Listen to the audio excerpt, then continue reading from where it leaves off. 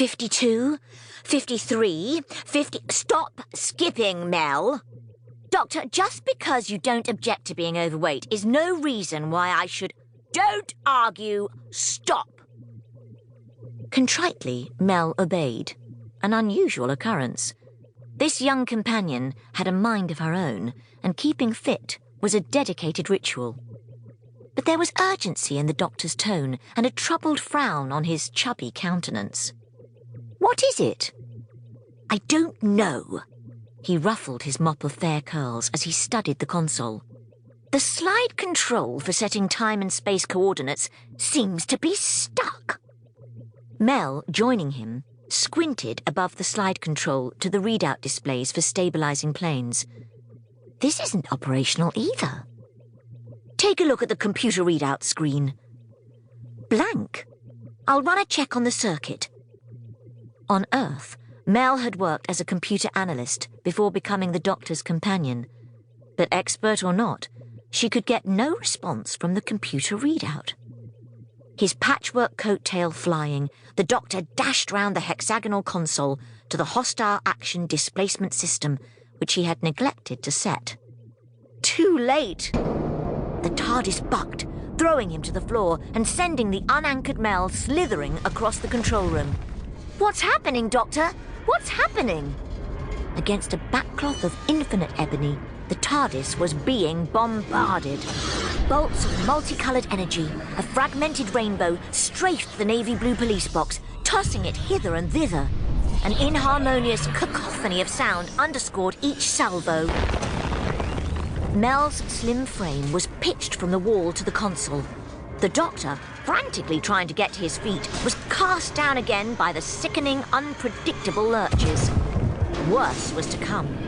The whole interior of the TARDIS began undulating and distorting. Assaulted by the dissonant bedlam, propelled violently from side to side by the giddy oscillations, Mel collapsed near her overturned exercise bike, shortly before the doctor spun, reeling headfirst into the plinth of the console.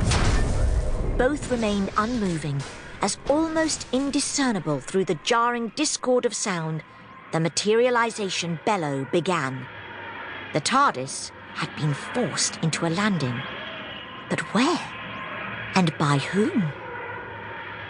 Someone had obviously overridden the TARDIS's sophisticated mechanism and abducted it.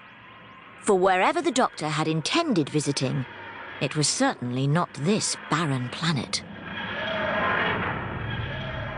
Barren indeed was an appropriate description of Lakertya.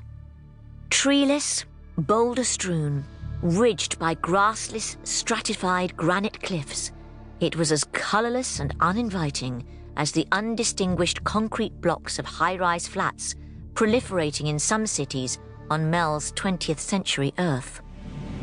The human architects there tried to relieve that soulless vista with propitiously planted flowering shrubs and garden beds. The Lakertian landscape nurtured no flowers, at least not in the rocky terrain on which the TARDIS had fetched up. There was colour, though, on this grey planet. The golden profile of a Lakertian was etched against the skyline. Attracted by the disjointed racket, Icona, crouched on a cliff edge, was staring at the strange box materializing in the valley below. Mother-of-pearl scales impinged upon his almost perfect features, which were also complemented by a mane of spiky golden hair. Although his tall figure, cloaked in a saffron-yellow tabard, was predominantly humanoid, there was a hint that Lakertians had a serpentine ancestry at some stage in their evolution. There was a hint, too, of the remnant of a lizard-like tail, hidden beneath the peach cape hanging from his broad shoulders. Obviously intrigued by the noisy arrival of this phenomenon, Icona nevertheless maintained a watching brief. Inside the TARDIS, all was still. The sole sound now was the regular breathing of the two unconscious travellers. Mel, at full stretch, lay against the wall.